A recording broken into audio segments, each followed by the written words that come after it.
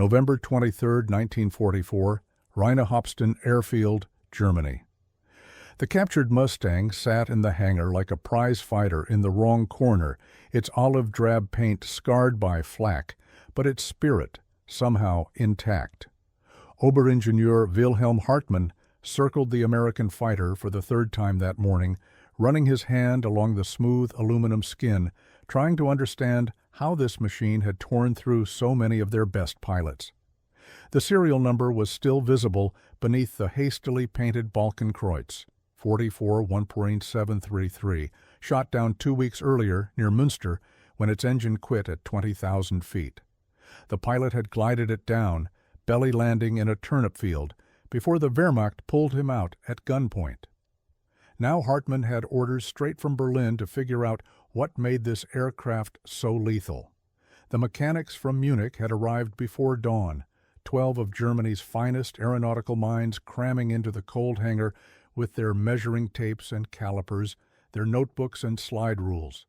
They'd already examined captured Thunderbolts and Lightnings, even a few earlier model Mustangs, but this was a D model, the latest variant that had been appearing over the Reich in growing numbers since June, the one that turned their experienced pilots into statistics.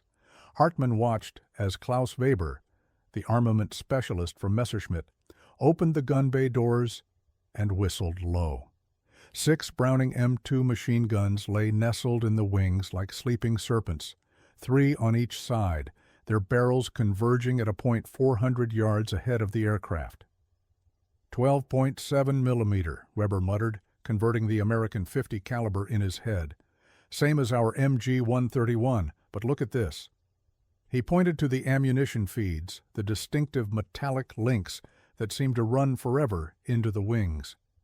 400 rounds for the inboard guns, 270 for the middle and outer pairs.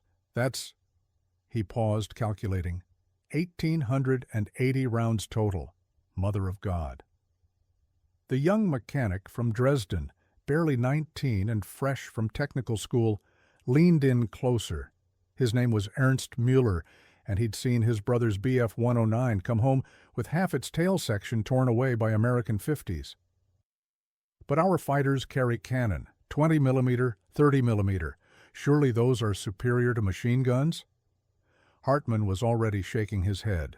He'd flown 109s himself before the injury that grounded him, before they made him an engineer instead of a pilot. Come here, boy. Let me show you something. He led them to a table where he'd laid out ammunition samples, German 20 millimeter shells next to the American .50 caliber rounds. Yes, our cannon shells are bigger, more explosive. One good hit can destroy a bomber's engine. But look at the rate of fire. Our MG-151 fires maybe 700 rounds per minute. These Brownings? Each one fires 800 rounds per minute. 6 guns firing together. That's 4,000. 800 rounds per minute, 80 rounds per second, all converging on a single point. The mathematics of destruction hung in the cold air. Miller picked up one of the .50 caliber rounds, armor-piercing incendiary, its tip painted blue and silver. The bullet itself was surprisingly heavy, dense. I still don't understand, it's just a machine gun bullet. Just a bullet that travels at 2,800 feet per second, Weber corrected, with a striking energy of 13,000 foot-pounds. When 6 of them hit the same spot within a tenth of a second, he trailed off, remembering the reports from pilots who'd survived encounters with Mustangs. Few did. Hartmann moved to the cockpit, climbing onto the wing. The bubble canopy was revolutionary, giving the American pilot 360-degree visibility, no more blind spots like their own fighters had. He settled into the seat, hands finding the control stick with its gun button prominently placed. The K-14 gun sight was unlike anything in German fighters, a computing sight that calculated lead automatically based on range and target wingspan. The pilot just had to frame his target, twist a dial for range, and the sight did the mathematics of deflection, shooting for him. "Look at this," he called down to the others. "The convergence is set at 400 yards, but it's adjustable. The pilot can change it based on his preference, his mission. And see these switches?" He can fire the inboard guns alone for long range, all 6 for medium range, or select pairs. It's not just about firepower, it's about precision application of that firepower. Dr. Friedrich Bauer from the Reich Aviation Ministry had been silent until now, taking notes in his leather journal. He was thinking about the reports that had been crossing his desk for months. German fighters simply disintegrating under American gunfire, not exploding like when hit by cannon shells, but coming apart like they'd been attacked by a giant chainsaw.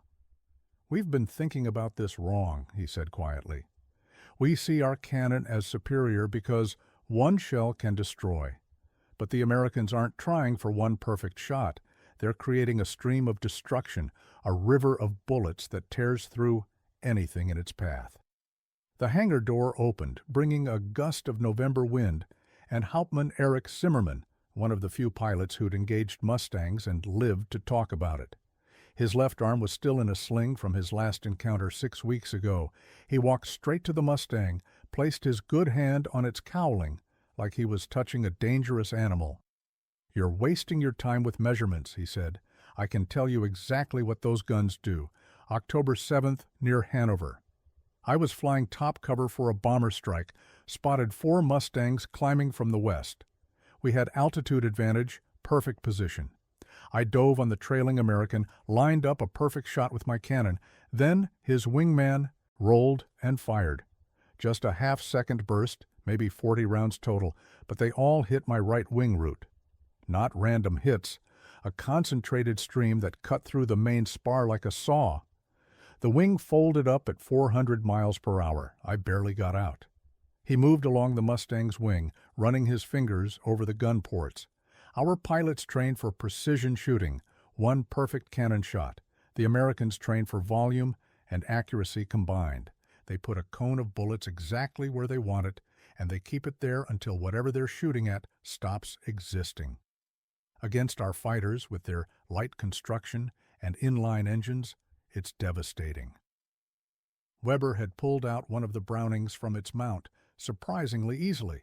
The weapon was elegant in its simplicity, a John Browning design from the Great War, refined and perfected over decades. 80 pounds each, he noted. But look at the construction. No complexity, just mechanical perfection.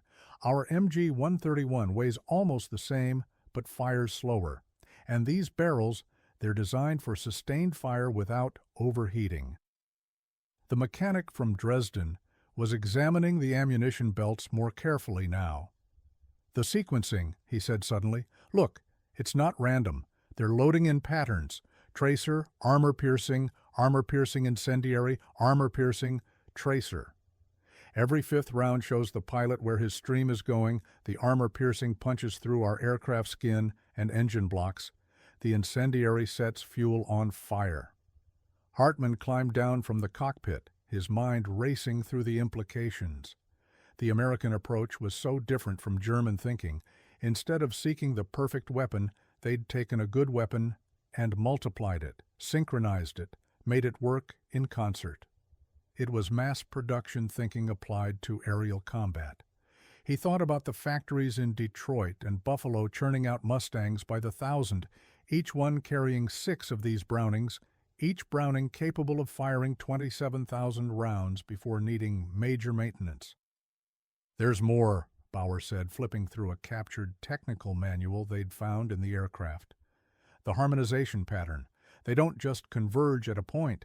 They create an oval pattern, roughly 3 feet by 6 feet at convergence range. Any fighter caught in that zone takes hits from multiple angles simultaneously. It's not trying to put all bullets through one hole. It's creating a zone of destruction that guarantees multiple critical hits." The temperature in the hangar had dropped another few degrees, their breath visible in the morning air. Hartmann walked to a blackboard they'd set up, began sketching diagrams. "Let's think about this tactically. A Bf-109 spots a bomber formation, begins its attack run. The escort Mustangs engage. Our pilot has maybe 3 seconds of firing time in a head-on pass, enough for 30 or 40 cannon rounds if everything works perfectly. The American has the same 3 seconds but puts out 240 50 caliber rounds in that time. Even with a 50% hit rate, that's 120 impacts. The kinetic energy alone, Weber added, doing rapid calculations on his slide rule.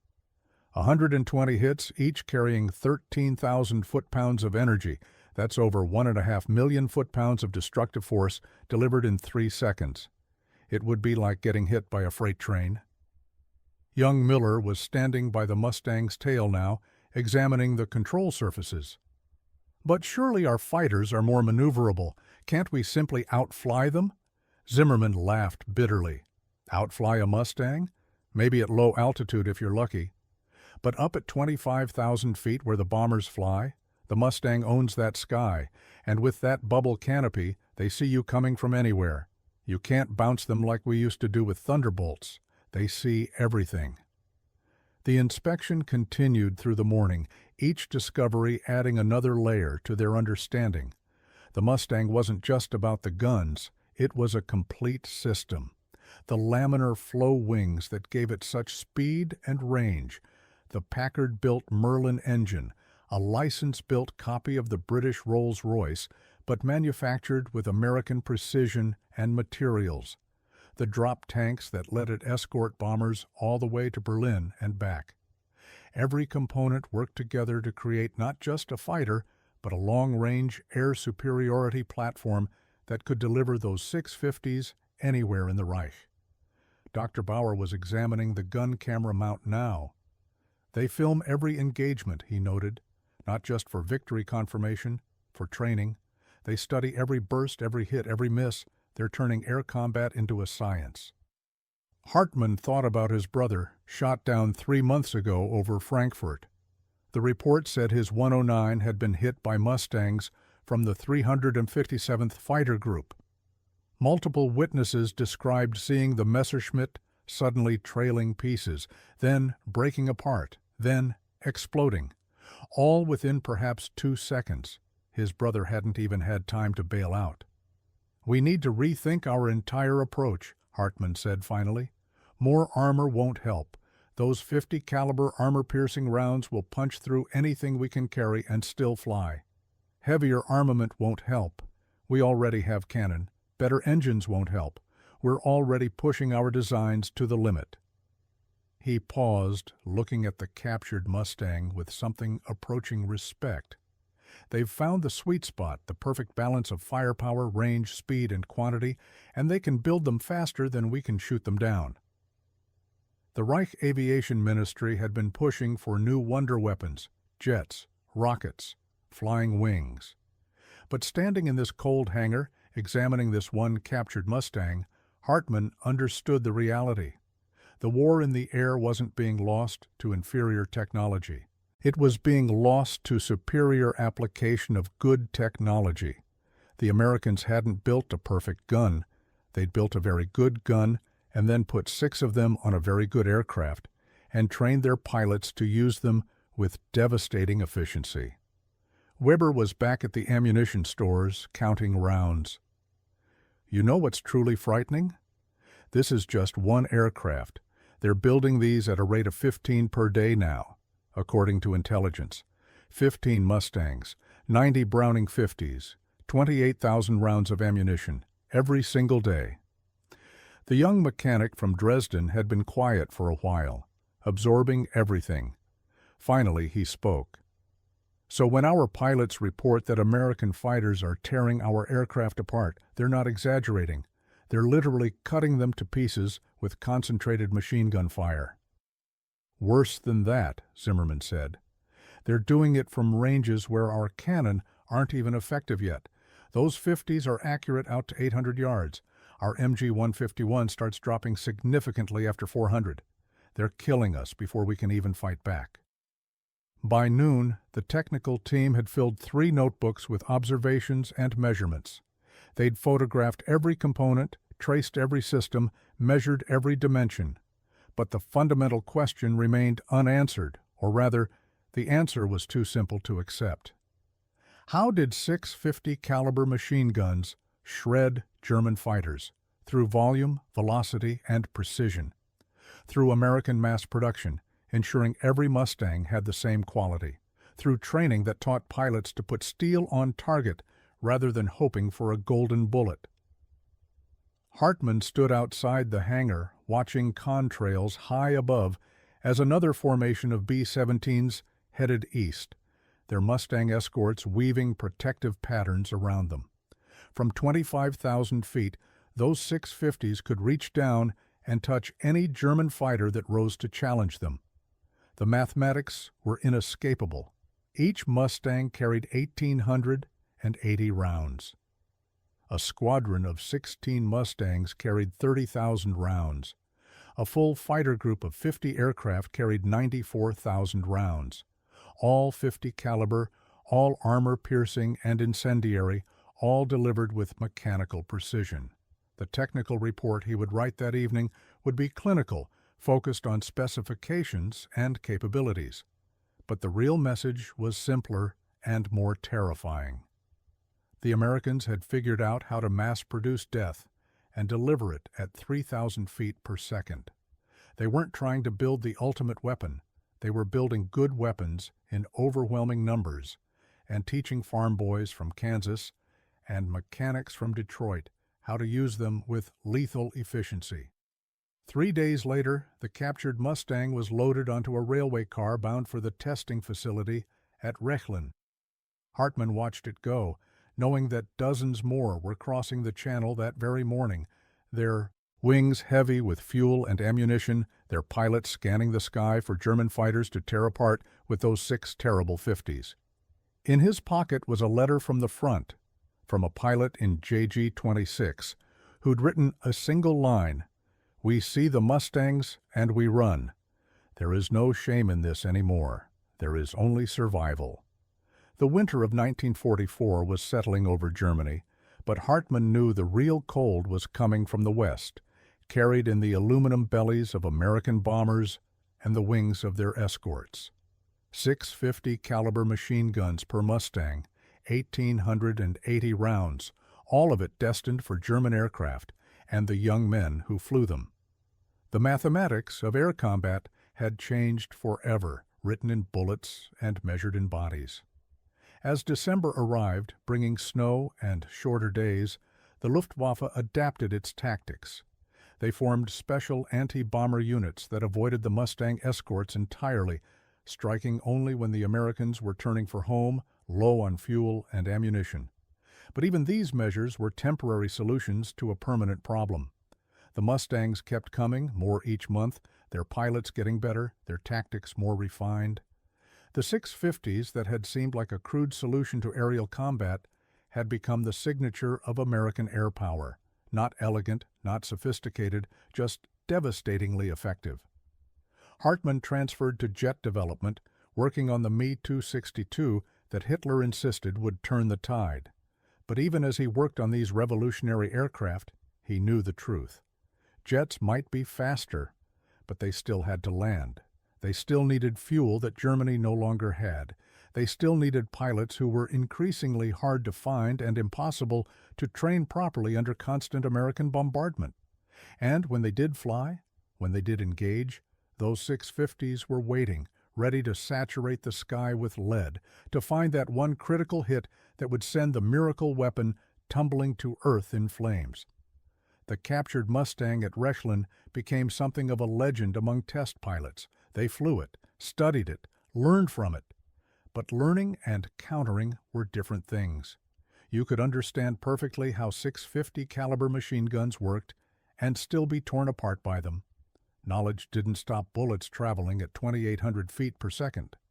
Understanding the convergence pattern didn't help when you were caught in it, your aircraft disintegrating around you in a symphony of impacts that sounded like hammers on steel until the sound stopped because there was no more steel, no more aircraft, just pieces falling from the sky. By February 1945, Hartmann was in Berlin, watching the daily bomber streams from the reinforced concrete of the Zuflack Tower. The Mustangs were visible as tiny silver specks, weaving around the bomber formations, occasionally diving on some unseen target below.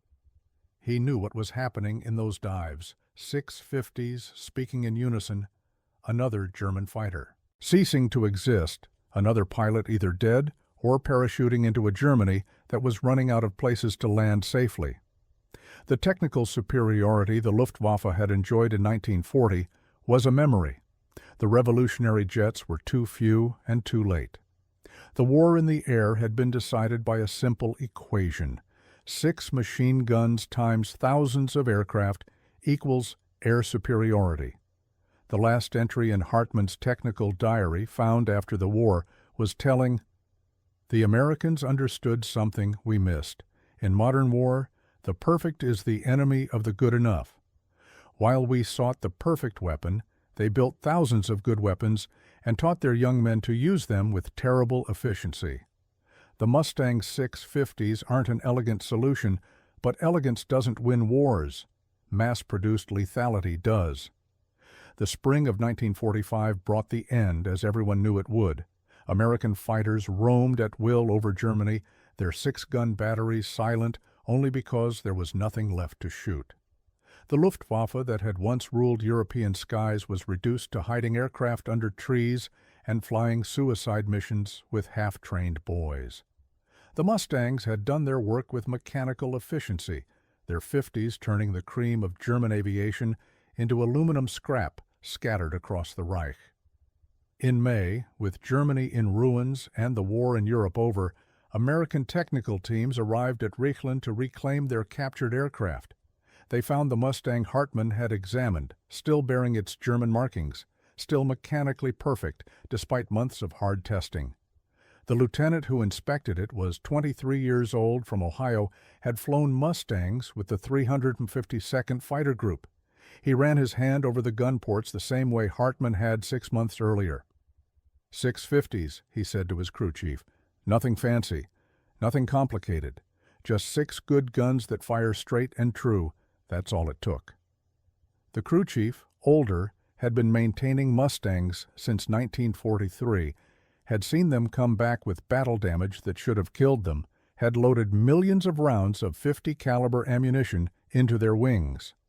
That and boys willing to fly them into hell, he added. They flew the Mustang back to England that week, its American pilot amused to be flying a Mustang with German markings over the same territory he'd fought through months before. Below, Germany lay broken, its cities in ruins, its aircraft factories destroyed or captured.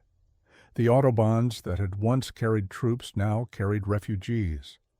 The fields that had once grown food were cratered from bombs and littered with crashed aircraft.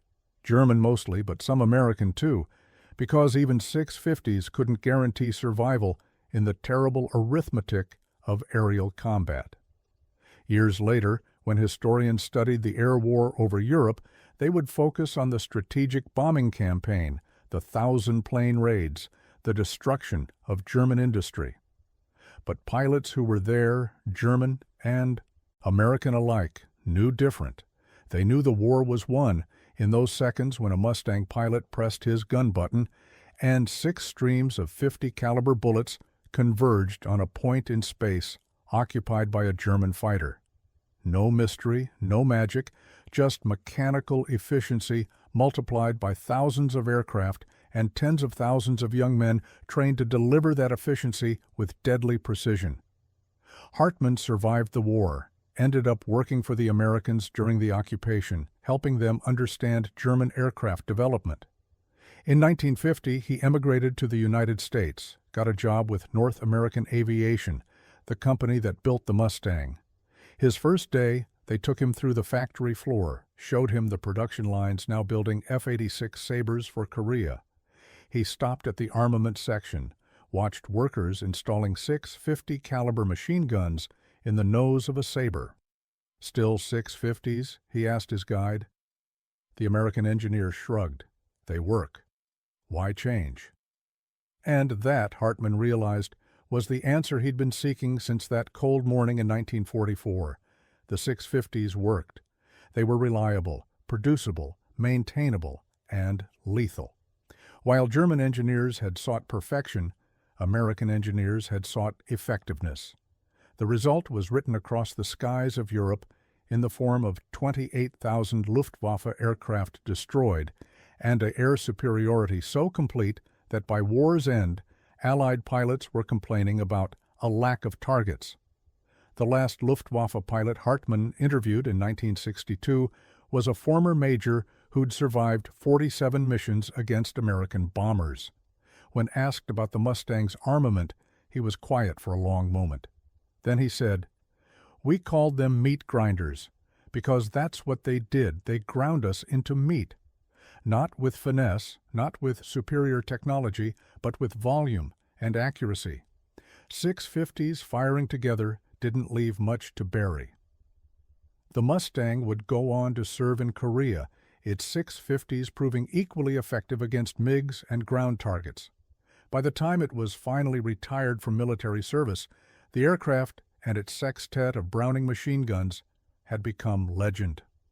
But for those who faced them over Germany in 1944 and 1945, they were never legend. They were simply death, delivered at 2,800 feet per second, repeated 1,880 times per aircraft, multiplied by thousands of aircraft, equaling the destruction of the Luftwaffe and the end of German air power. Today, restored Mustangs fly at air shows, their polished aluminum gleaming in the sun, their 650s silent and plugged. Crowds admire their graceful lines, their powerful engines, their bubble canopies, but few think about what those 6 innocent-looking ports in the wings once meant. Each one delivered death at 800 rounds per minute. Together, they delivered victory, one burst at a time, one German fighter at a time, until there were no more German fighters left to destroy. The technical specifications are now public knowledge, available to anyone with an internet connection. 6 Browning M2 50 caliber machine guns, 400 rounds for the inboard guns, 270 for the middle and outer pairs. Muzzle velocity of 2,800 feet per second. Rate of fire of 800 rounds per minute per gun. Convergence at 400 yards. Simple numbers that don't convey the reality of what they meant. The sight of a Bf-109's wing separating from its fuselage, an FW-190 exploding into fragments, a jet-powered Me-262 tumbling to earth with its turbines torn apart by armor-piercing incendiary rounds. Wilhelm Hartmann died in 1987 in California, having spent the last 40 years of his life in the country that had defeated his. His son found his notebooks from the war, including his analysis of that captured Mustang. The final line of his technical evaluation, written in December 1944, was prophetic. "The Americans have not built a better gun. They have built a better system for delivering bullets to targets. In war, this is the only innovation that matters." The Mustang that Hartmann examined was eventually returned to the United States, restored, and now sits in a museum in Ohio.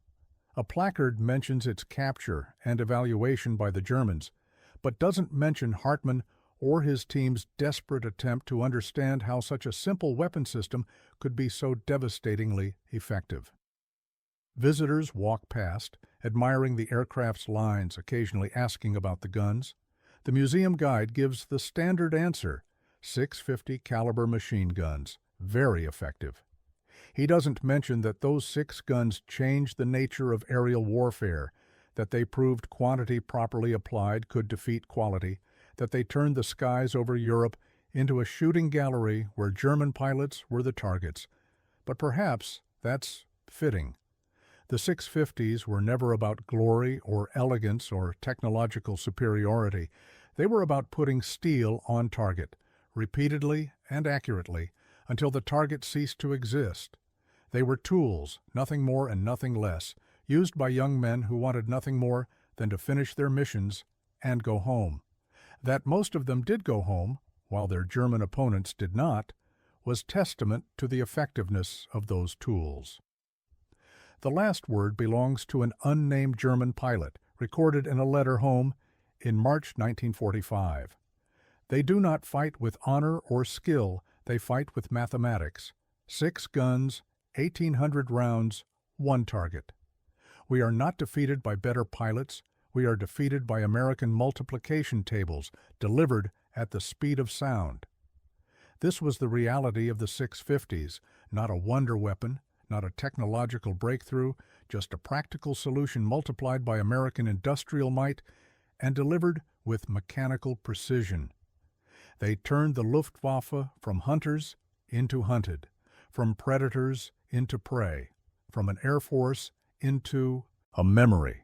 650 caliber machine guns mounted in the wings of a North American P-51 Mustang, firing in convergence at 400 yards. Simple, effective, lethal. The American way of war written in bullets across the sky. Thanks for joining us on this journey through one of history's incredible survival stories. If you found it compelling, give it a like and share it with someone who appreciates these tales of courage. And don't forget to subscribe for more.